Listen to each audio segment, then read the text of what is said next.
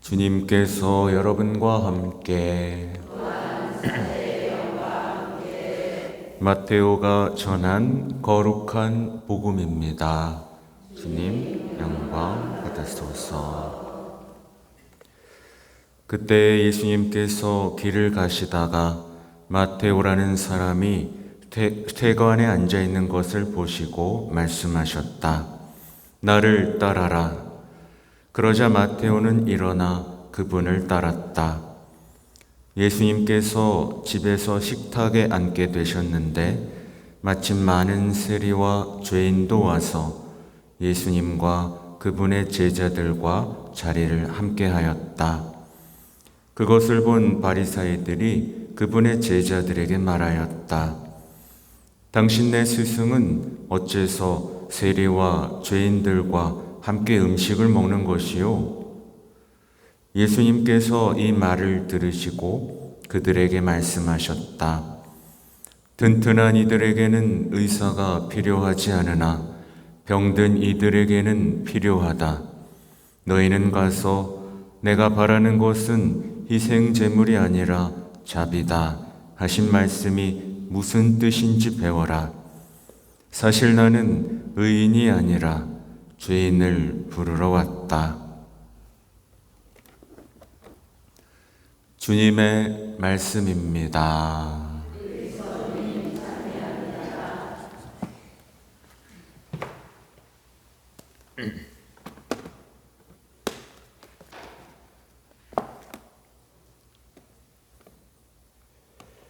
참 예수님, 아무튼 잘 지내셨죠? 네. 저도 어떻게 보면 처음으로 가족끼리 미사를 다 드렸어요. 네. 사실 형이 아직 세례를 안 받았거든요. 근데 이제 요즘에 성당도 나가고 이제 같이 모여서 미사를 하는데 왜 갑자기 막 눈물이 나더라고요. 네. 우리 온 가족은 천국에서나 미사를 다 드릴 수 있겠구나. 한 자리에 모여서 그런 생각도 들고요. 아무튼 기쁜 소식부터 좀 알려드리면 어제 그러니까 바티칸의 9월 19일 그러니까 우리는 어제였죠. 이제 메주고리에 관련 신심이 이제 공식적으로 이제 승인이 됐어요. 네, 박수를 한번 쳐야 되겠죠? 제가 한번 말씀드린 적 있죠. 그 5월 10 며칠이었나 이제 관련 문서가 하나 초자연적 현상의 식별의 절차에 관한 규범. 제가 메주고리에 갔다 온 다음 날 이게 발표가 됐거든요. 그로부터 이제 4개월이 지나서 이제 여기에서 말하는 최고 등급이 이상하네. 그냥 승인됐다고 보면 돼요. 이제 어떤 선언이냐면 장애 없음이라는 선언이에요. 그래서 다 읽어드리진 않지만, 그러니까 교구장 주교에게 그 사목적 가치를 존중하고 이 영적 제한의 확산을 촉진하도록 권장한다. 그러니까 거기서 벌어지는 모든 어떤 영적인 유산들에 장애가 없다. 그러니 메시지를 전하든. 물론 이제 이게 뭐 자세한 얘기는 첫 토요일쯤에 한번 다시 얘기해야 되겠지만 어쨌든 이렇게 나와요. 그 현상이 초자연적인 것인지에 대해서 확실하게 표명하지는 않지만 성령께서 활동하고 계신다. 근데 이게 애매하다라는 표현이 있을 수 있거든요. 근데 그게 아니라 보면 이런 표현이 있어요. 그러니까 최종 평가를 내린 거예요. 이미 그 발현 목격자도 아직 안 죽었고 그리고 발현도 지속되고 있는 상태에서는 최고의 결론을 내린 거예요. 밑에 걸 보면 알아요. 그러니까 밑에 이 등급을 내린다면 밑에는 관찰 필요라는 게 있어요. 그 다음에는 주의 필요, 그 다음에 관리 위임, 그 다음에 금지와 차단. 이런 등급이, 그 다음에 마지막으로 초자연적이 아님을 선언. 그거 중에 최고를 받은 거예요. 그러니까 나머지 밑에 보면 아시겠죠? 관찰해야 된다. 이건 조금 뭔가 이상하다. 밑에는 주의 필요. 이건 좀 주의가 필요하다, 교회가. 그 다음에 관리 위임. 부정적으로 사용하는 개인이 있으니까 이제 위험하다. 또 금지 차단. 이거 아니다. 그리고 그 밑에 초자연적이 아니면 선언. 그 가짜다. 이런 단계가 있는데 장애 없음. 뭔 소리인지 아시겠죠?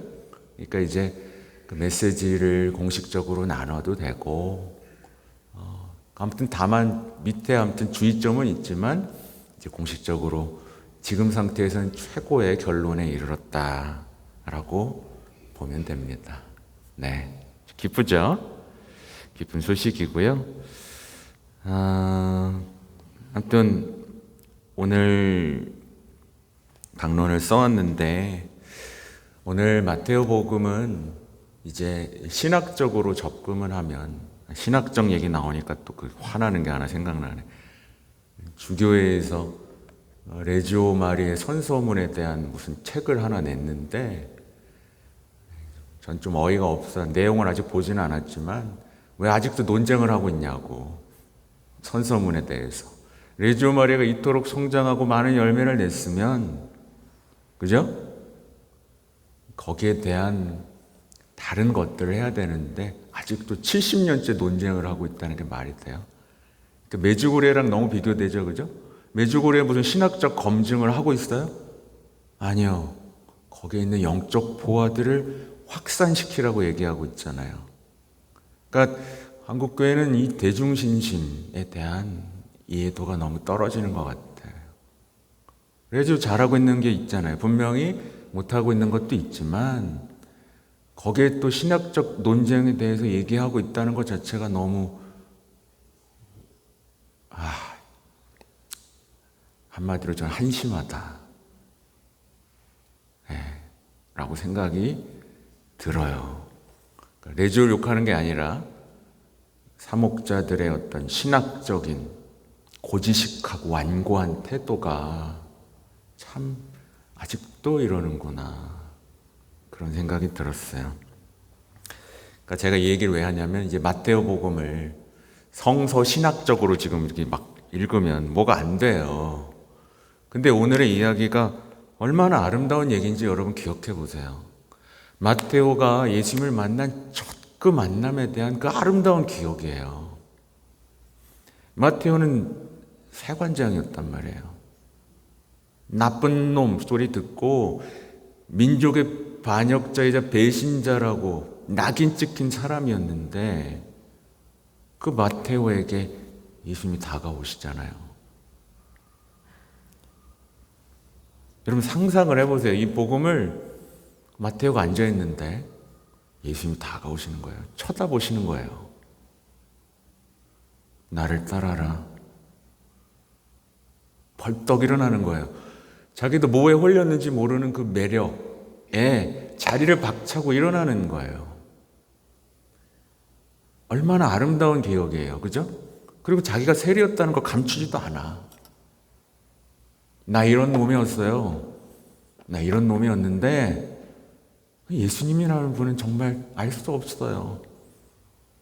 그리고 마테오 복음서를 보세요. 그 예수님에 대한 그 묘사, 그 아름다운 묘사들을 보세요. 단 하나도 빼놓고 싶지 않은 그 열정, 사도적 열정을 보세요. 완전히 반했고 완전히 변했습니다. 정말 아름다운 얘기예요. 그렇죠? 그는 자리를 박차고 일어나요. 자기가 그동안 누렸던 모든 것을 버린다는 뜻이에요. 권력, 지위, 편안함, 박차고 일어나서 그냥 단순하게 따라요. 왜 부르는데요? 내가 왜 따라야 되는데요? 왜 시키는 대로 해야 되는데요? 질문 따위 하지 않아요. 아주 단순해요. 저는 여러분에게 이게 있었으면 좋겠어요. 좀 단순하게 부르심에 응답하는 거. 그리고 그가 죄인이었기 때문에 죄인들의 구원을 위한 도구가 되잖아요. 세리 죄인들이 막 그의 집에 몰려듭니다.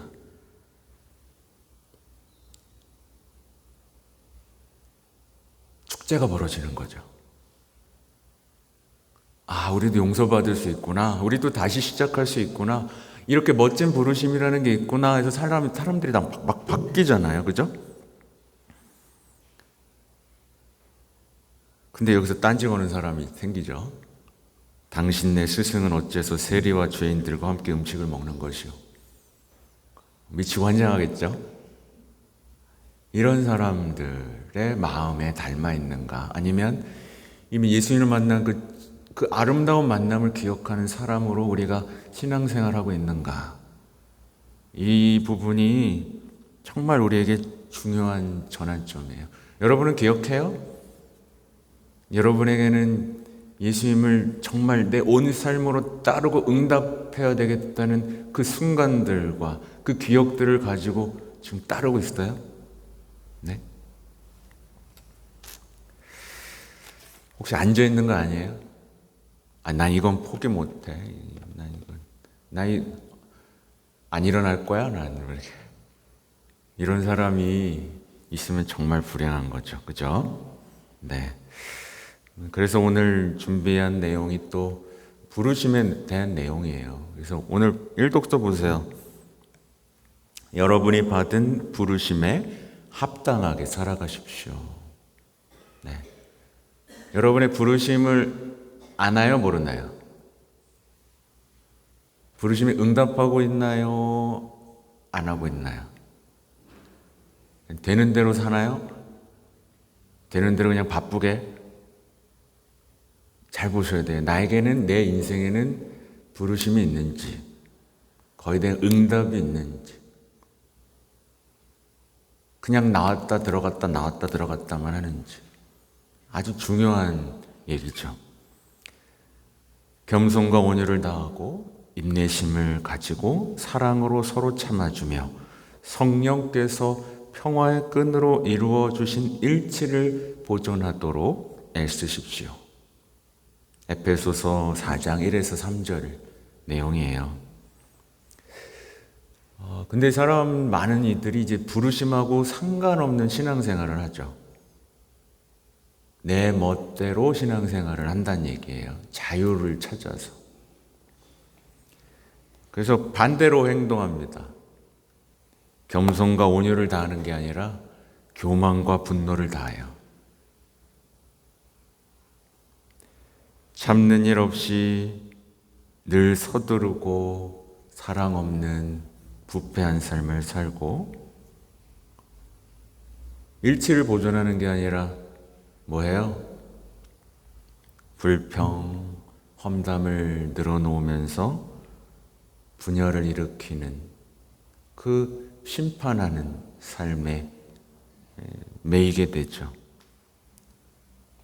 그 누구도 용서하지 못하고 그 무엇도 참지 못하는 영적 불구자가 되는 거예요. 이게 부르심에 응답하지 않은 사람들이 갈 수밖에 없는, 어떻게 보면 마테오가 그 자리에 앉아 있었으면 어땠을 것 같으세요? 맨날 상처받고, 그죠? 투덜투덜거리고 쥐고 있고 그 세간에 앉아 있어서 누렸던 그 삶을 보세요. 아주 극명한 대조를 이루죠, 그죠? 네, 극명한 대조를 이룹니다.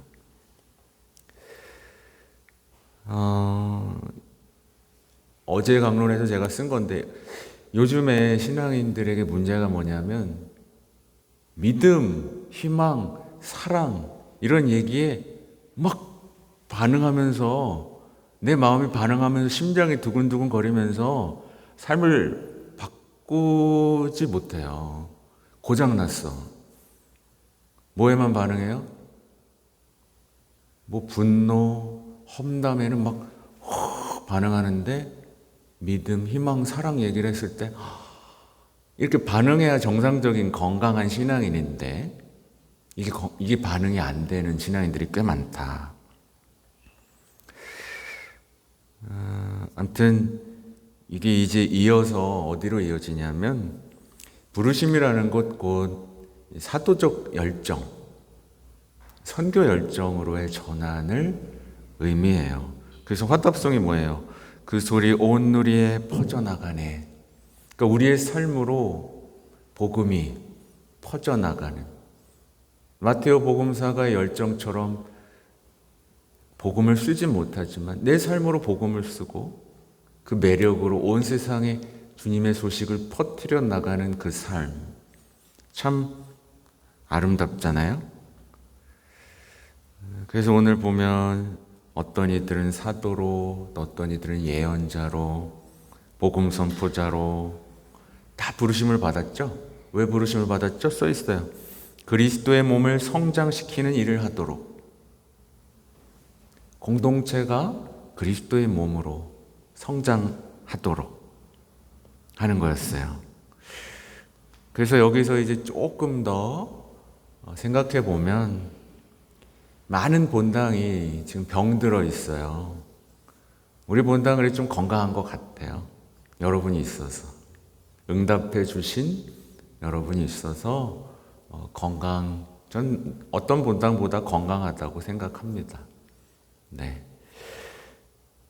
이게 본당 공동체가 병들 때는 신호가 있어요. 뭐냐면 우선 서로의 부르심에 대해서 무관심해요.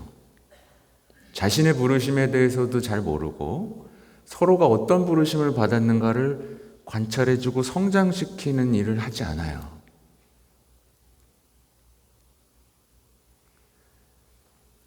그냥 뭐랄까, 사도적 열정도 없고 선교적 열정도 없이 그냥 폐쇄적인 공동체가 되어갑니다. 그냥 우리끼리 좋으면 좋은 거야. 곧 자기 안에 갇혀 자기 자신만 생각하고 자기 공동체만 생각하는 거죠. 근데 이러면 어떻게 되죠? 당연히 결과는 믿음이 시들어버려요. 믿음이 시들고 희망은 사라져버리고 사랑에는 불구자가 되는 거예요. 그러면 이런 공동체가 있다면 들어가고 싶어요? 안 들어가고 싶어요? 지겹죠. 지긋지긋하죠. 왔다가도 가죠. 그죠? 그래서 저는 여러분들이 한 분 한 분이 믿음, 희망, 사랑의 어떤 사람이자 부르심에 응답하고, 옆 사람 한번 보세요. 옆 사람이 어떤 부르심을 받은 것 같아요? 왜 안 봐? 옆 사람이 부르심을 받았으니까 이 자리에 있을 거 아니에요. 그걸 찾아주고 성장시키고 함께 할 때 본당이 성장하지 않겠습니까?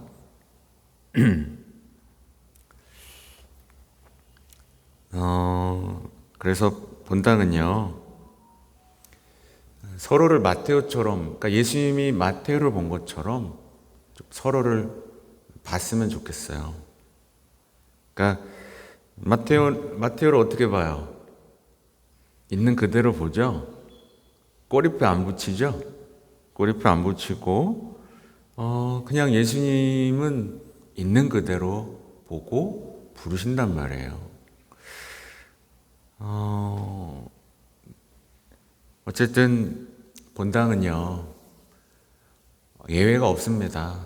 이거는 예나 지금이나 예외가 없어요. 본당 공동체는 일어나서 따르는 사람들의 모임이어야 돼요. 근데 이제 지금 한국교회의 모습은 사실 이 모습하고 많이 멀어져 있는 것도 사실이에요. 그렇죠? 그러니까 오기를 기다리는 게 아니라 일어나서 사람들을 향해 계속 움직이고 매력을 뿜어내면서 초대할 수 있는 사람이 되어야 본당은 병들지 않고 개인도 병들지 않죠. 그래서 제가 교황님의 말씀을 이제 힘입어서 말씀을 드리면, 제가 선교도 많이 하고 뭐 이렇게 했잖아요, 그죠? 보니까 교황님 말이 정말 맞아요. 설득하려고 하는 노력들은 다 실패했어요. 예수님을 왜 믿어야 되는지 알아? 성부님을 왜 믿어야 되는지 알아?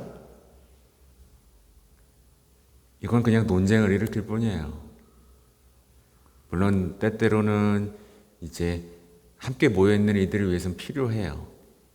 설득하려는 노력. 여러분 자녀들 배우자 설득하려는 노력이 성공해요? 아니요. 반박할 거 얼마든지 찾아요. 설득하려는 노력은 반드시 실패한다. 또 자신을 선포할 때 실패한다. 신학적인 사실을 선포할 때 실패한다. 그럼 언제 성공하냐? 주님의 아름다움을 증거하고 부르심 받은 기쁨을 살아낼 때 성공합니다. 그렇죠? 네. 기뻐야 성공해요. 매력적이어야죠. 마테오가 어떻게 변했을지를 한번 생각해 보세요. 인상 찡그리고 이러고 있다가 나는 부르심 받았어 하면서 완전히 변화되고 그 열정, 무슨 열정이 있었겠어요. 다 받아줘. 세관이니까 아주 꼼꼼했겠죠. 그죠? 또 주님께서 설득하시는 내가 도구가 돼야 돼요. 이 말이 뭔지가 이해가 되세요? 내가 설득하려고 할 때는 안 돼요.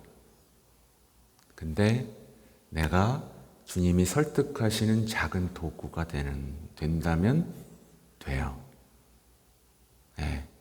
추석 때 하신 분도 있을 거고 못 하신 분도 있을 거예요. 내 표정과 기쁨으로 매력을 뿜어냈다면 주님이 설득하셨을 거예요. 그렇죠? 내가 설득하면 안 되고 주님이 설득하시면 된다. 우리는 그 도구가 되어야 된다. 아무튼 본당. 그러니까 제가 말씀드린 건 최종 결론은 그래요. 누구를 탓하면 안 돼요. 그죠? 본당 사제를, 본당 신자를 탓할 필요도 없습니다. 마테오가 지금 집에 왔어요. 집. 새로운 인생, 새로운 부르심은 본당과 집에서 시작해야 된다는 얘기예요. 어디 가가지고 난 선교사가 될 거야. 지긋지긋한 집에서 떠나야지. 이런 게 아니라 내 집에서, 본당에서, 우리가 살고 있고 모여있는 이곳에서 오늘 시작하는 거예요. 내일 말고. 오늘, 지금, 이 순간부터 시작하면 됩니다. 그때부터 그 열망으로 휩싸였을 때 우리가 살아오면서 가지고 있던 모든 고민들은 사라져요. 네. 여러분도 부르심을 받은 이 마테오처럼 행복한 증거자가 되시기 바랍니다. 아멘.